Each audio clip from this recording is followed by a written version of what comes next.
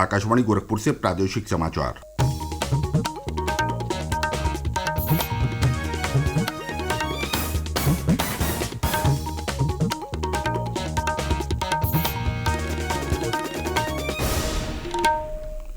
नमस्कार, समाचार बुलेटिन के साथ मैं प्रमोद कुमार सिंह।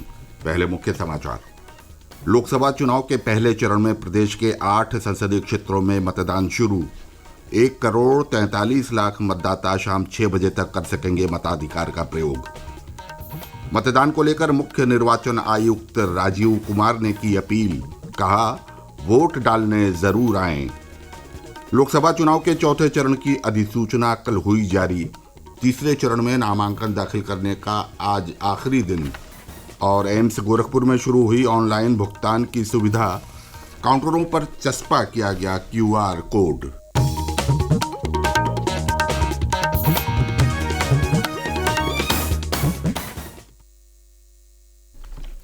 अब समाचार विस्तार से। 7 चरणों में हो रहे लोकसभा चुनाव 2024 के पहले चरण के अंतर्गत आज प्रदेश के 8 संसदीय क्षेत्रों बिजनौर, मुरादाबाद, कैराना, मुजफ्फरनगर, नगीना, सहारनपुर, रामपुर और पीलीभीत में मतदान अब से कुछ देर पहले शुरू हो गया है।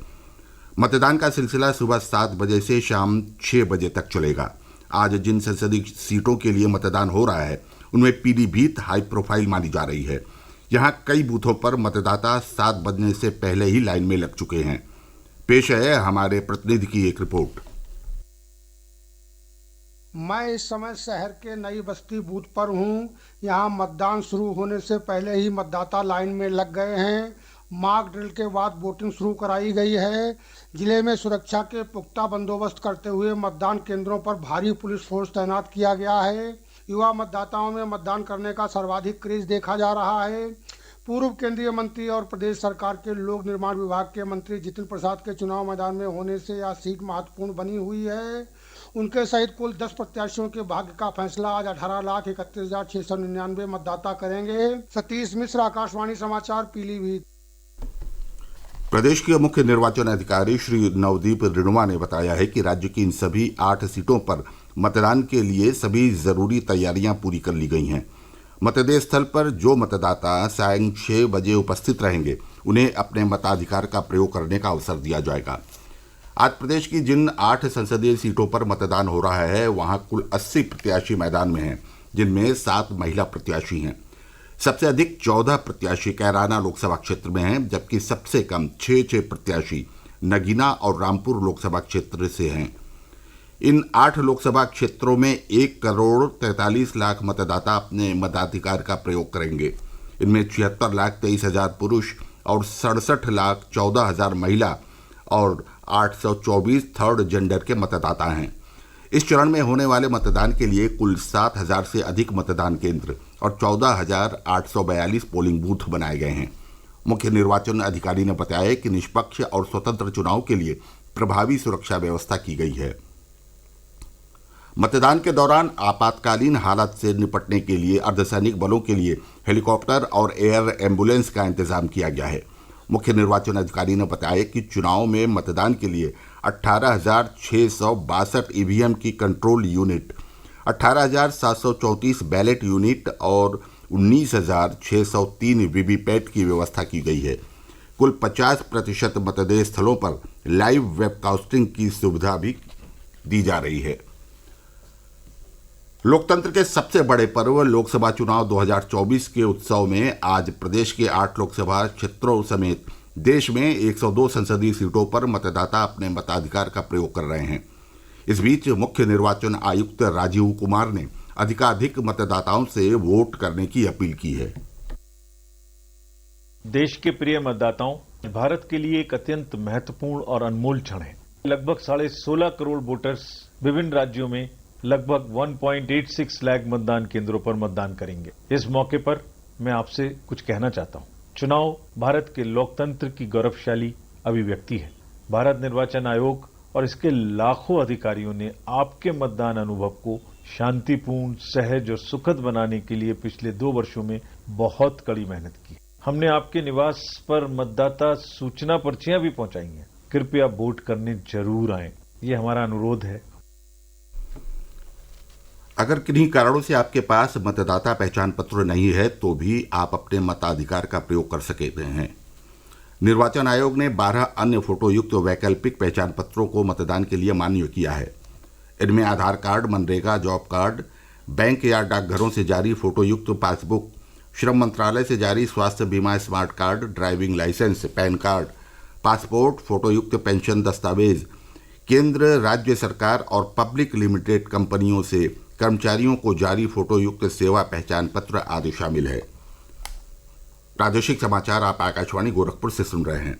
ये समाचार बुलेटिन हमारे YouTube channel AIR news Gorakhpur और एक्स हैंडल AIR News_GKP पर भी उपलब्ध है। लोकसभा के चौथे चरण के चुनाव की अधिसूचना कल जारी कर दी गई। इस चरण में प्रदेश की 13 सीटों शाहजहांपुर, खीरी, धौरहरा, सीतापुर, हरदोई, मिश्रिख, उन्नाव, फर्रुखाबाद, इटावा, कन्नौज, अकबरपुर, कानपुर और बहराइच में आगामी 13 मई को मतदान कराया जाएगा। राज्य की इन 13 संसदीय सीटों के लिए नामांकन पत्र 25 अप्रैल तक दाखिल किए जा सकेंगे। इसके साथ ही लोकसभा के तीसरे चरण के लिए भी नामांकन पत्र दाखिल करने की प्रक्रिया जारी है। तीसरे चरण में प्रदेश की 10 संसदीय सीटों संभल, हाथरस, आगरा, फतेहपुर सीकरी, फिरोजाबाद, मैनपुरी, एटा, बदायूं और बरेली और आंवला में 7 मई को वोट डाले जाएंगे। तीसरे चरण के लिए नामांकन दाखिल करने की आज अंतिम तिथि है। बदायूं सीट से कल बहुजन समाज पार्टी के प्रत्याशी और पूर्व विधायक मुस्लिम खान ने नामांकन पत्र भरा। वहीं भाजपा प्रत्याशी दुर्विजय सिंह ने अपना दूसरा नामांकन पत्र दाखिल किया है। इस दौरान केंद्रीय राज्य मंत्री BL वर्मा और बदायूं सदर विधायक महेश चंद्र गुप्ता भी मौजूद थे। वहीं चौथे चरण की कल अधिसूचना जारी होने के साथ ही नामांकन प्रक्रिया शुरू हो गई है। इस क्रम में कल पहले दिन खीरी लोकसभा क्षेत्र से केंद्रीय राज्य मंत्री अजय मिश्र टेनी ने अपना नामांकन पत्र दाखिल किया। श्री टेनी को भारतीय जनता पार्टी ने इस क्षेत्र से दूसरी बार उम्मीदवार बनाया है। इसी सीट से नरेश सिंह भदौरिया ने निर्दलीय उम्मीदवार के तौर पर पर्चा भरा है।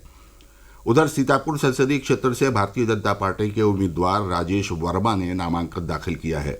इस कड़ी में हरदोई सीट से मौजूदा सांसद और भाजपा प्रत्याशी जयप्रकाश रावत और मिश्रिख सीट से वर्तमान सांसद और भाजपा प्रत्याशी अशोक रावत ने नामांकन पत्र भरा।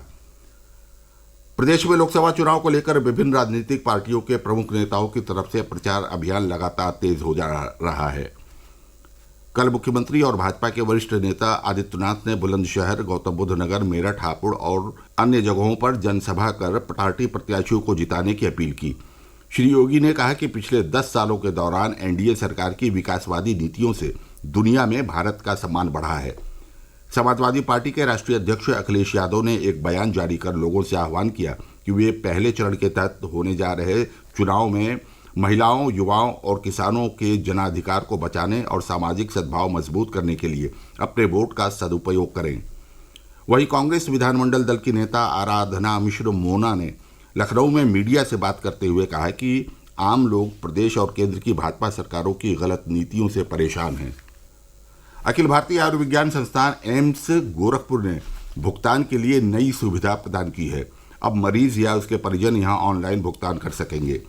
इससे उन्हें लंबी लाइन लगाने से छुटकारा मिलेगा। ऑनलाइन भुगतान के लिए एम्स में रोगी पंजीकरण और यूजर चार्ज काउंटर पर QR कोड चस्पा कर दिया गया है। रोगी या उनके परिजन इस QR कोड को स्कैन करके भुगतान कर सकेंगे।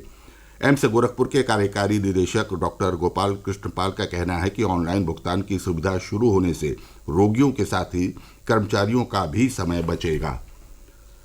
1 जुलाई से लागू होने वाली 3 नए कानून भारतीय न्याय संहिता, नागरिक सुरक्षा संहिता और भारतीय साक्ष्य अधिनियम को लेकर उत्तर प्रदेश पुलिस के उप निरीक्षकों को 21 अप्रैल से 29 जून तक प्रशिक्षित किया जाएगा। प्रशिक्षण की व्यवस्था 10 चरणों में की जा रही है। और अंत में बुलेटिन के मुख्य समाचार एक बार फिर। लोकसभा चुनाव के पहले चरण में प्रदेश के 8 संसदीय क्षेत्रों में मतदान शुरू। 1,43,00,000 मतदाता शाम 6 बजे तक कर सकेंगे मताधिकार का प्रयोग। मतदान को लेकर मुख्य निर्वाचन आयुक्त राजीव कुमार ने की अपील, कहा वोट डालने जरूर आएं। लोकसभा चुनाव के चौथे चरण की अधिसूचना कल हुई जारी। तीसरे चरण में नामांकन दाखिल करने का आज आखिरी दिन और एम्स गोरखपुर में शुरू हुई ऑनलाइन भुगतान की सुविधा काउंटरों पर चस्पा किया गया QR कोड। इसके साथ ही प्रादेशिक समाचार बुलेटिन समाप्त हुआ। नमस्कार।